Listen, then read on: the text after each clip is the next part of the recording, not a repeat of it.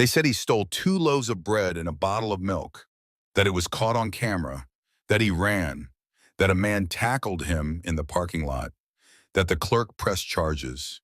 His name is Jordan, 17, my only son, quiet, artistic, loves sketching superheroes, works part-time at the auto shop, never hurt a soul. But he didn't come home that day. At first, I thought he forgot to call. Then I got a message from the sheriff's department. Your son is in custody. Charges, theft, resisting arrest. I dropped the phone. My legs gave out. At the station, they wouldn't let me see him.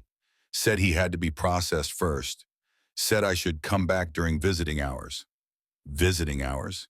He was just a kid, a hungry kid. The court date came fast. They put him in cuffs. I'll never forget how small he looked, standing there in a borrowed shirt and 2 big khakis, shaking.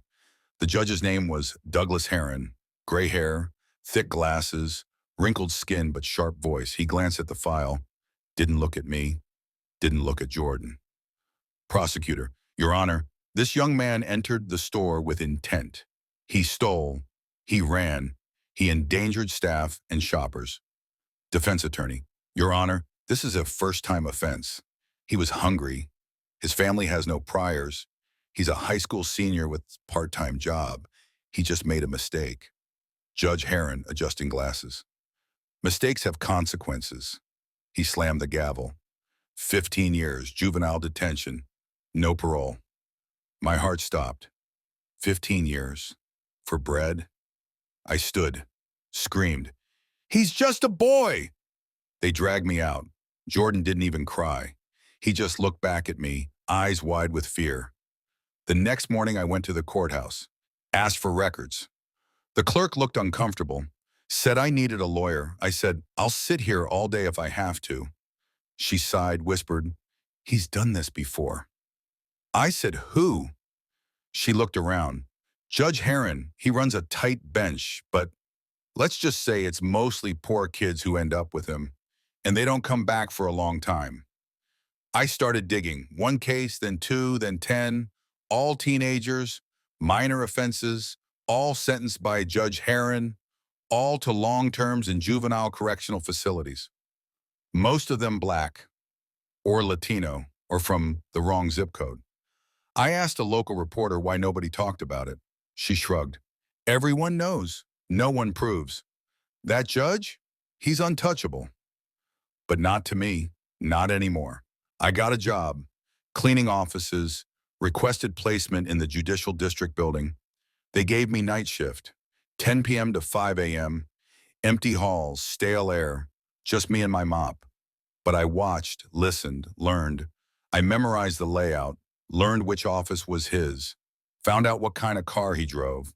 Silver Lexus, always parked in the judge's lot. Spot number 6, he left at 5:45 p.m. every day. Like clockwork, except Thursdays. Then he left at 7:15. I followed once. He drove to a private country club. Big iron gates, fancy building. I watched him laugh with men in suits. One of them wore a pin that said, "Clear Path Juvenile Solutions." I looked it up. Private prison contractor. They ran Jordan's facility. My blood ran cold. I pulled court documents, started connecting dots. From 2014 to 2024, Judge Heron sentenced 412 minors to Clear Path centers, more than any judge in the state. Each sentencing followed a similar script. First-time offender, harsh sentence, no parole, no diversion program. Then I found it, a leaked spreadsheet from a nonprofit investigation titled Facility Referral Bonuses Confidential. Line 74, D. Heron, $34,000. They paid him for kids. My stomach turned. I printed every document, every name, every date, every bribe. I kept it in a folder under the floorboards. I wasn't going to the police. Not yet, because I knew how this town worked. But I was going to do something worse than report him. I was going to watch him bleed from the inside out. So I followed the judge home. I got the cleaning job at Judge Heron's house 2 weeks after his assistant posted the listing. Reliable, discreet, must sign confidentiality agreement. I signed. I didn't care. His house was exactly what you'd expect. Stone walls, tall windows, silent halls, no pictures on the walls except his war medals and law degrees. But I saw the cracks. His wife, gone. Staff, barely any. He lived alone in that cold house like a king waiting for someone to betray him. First week, nothing.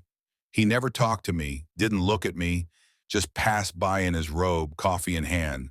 Second week, I noticed a locked room near his office. One day he forgot to close the door. I peeked in. It wasn't a bedroom or an office. It was a study. Walls lined with file cabinets. At the center, a desk with two locked drawers. I waited until Friday. He always went golfing Fridays at 3 p.m. I had 2 hours. I brought gloves, a small screwdriver. The first drawer, invoices, stacks of them, from ClearPath Juvenile Solutions, labeled consultation fee, every quarter, each one around $8,000, signed off with initials, DH. The second drawer, worse, photos, mugshots, kids, each one with notes in red pen, strong candidate, compliant, no record. Hard case, recommend transfer to Alabama facility. Not worth long term, look for plea. Quiet, mother loud. That one made my blood freeze. I took pictures, as many as I could, saved them to a flash drive, put everything back exactly as I found it. But that night, he came home early. I was wiping the kitchen counter when I heard the front door open. Then the pause, like he was listening. Then footsteps. Fast. He entered the kitchen. Eyes narrowed. Said, "You always clean the kitchen last. Why now?" I smiled. Thought I'd switch things up. Big house gets lonely. He stared at me. Too long, then nodded. Be done by 7. The next day I didn't go in. I called out sick. That night I felt it. I was being watched. At the grocery store, a man in a dark hoodie who didn't buy anything. At the bus stop, a black car parked for 30 minutes, engine running. Online, my emails glitched. Phone battery drained faster.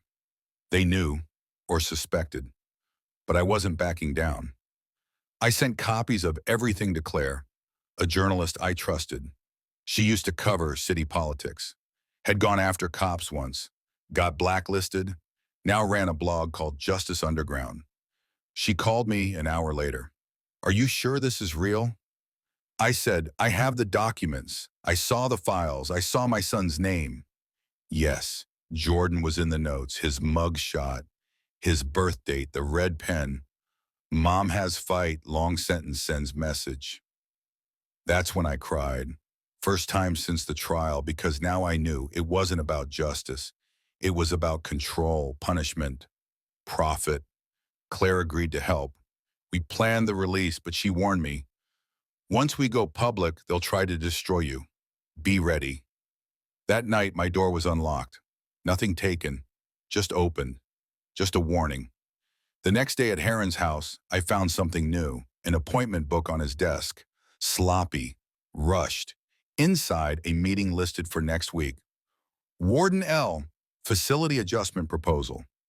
I took a photo, then I noticed the printer tray, still warm, one document half hanging out. New sentencing model, though, phase 3 implementation plan.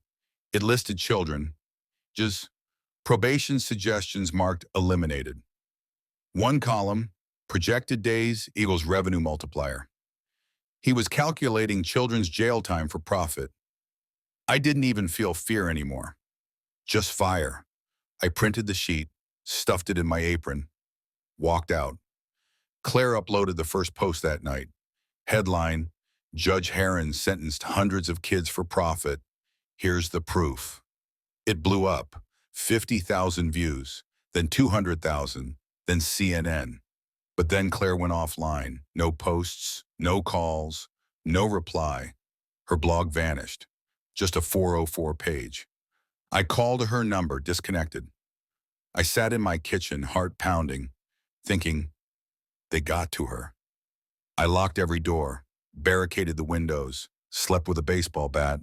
But I wasn't done. I was going to bring the rest of it out. Every name, every dollar, every bribe. And I was going to get my son home. Even if I had to bring the whole damn courthouse down myself. The morning after Claire disappeared, I went to the press. Mainstream. Walked into the city's biggest newsroom, holding a folder of everything. The invoices, the sentencing notes, the red ink mugshots, a printout of the blog post, the one that was wiped. I dropped them on the front desk and said, "This story will save lives or bury more." One editor listened, a woman named Maya.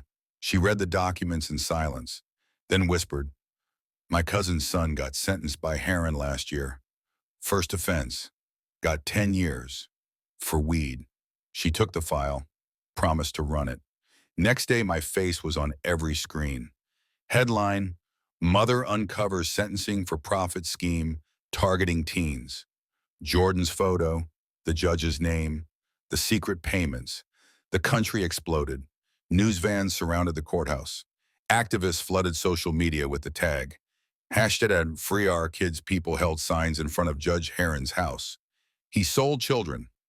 Justice is not for sale. She fought alone. We fight with her. And me? I went to the governor's office. Didn't wait for an invitation. Security tried to stop me. I shouted, "Your courts are for sale. How many more kids got to rot for your donors to get rich?" That got their attention. The Attorney General opened an emergency hearing. That same night, someone threw a brick through my window, wrapped in newspaper. The note said, "Stay silent, or you'll never see him again." But it was too late. The country was awake. I went live on national TV, held up my son's school photo, told the world they took my child for stealing food. But the real thieves wear robes and call it law. I don't want revenge. I want my baby back. And I want the man who sold him punished.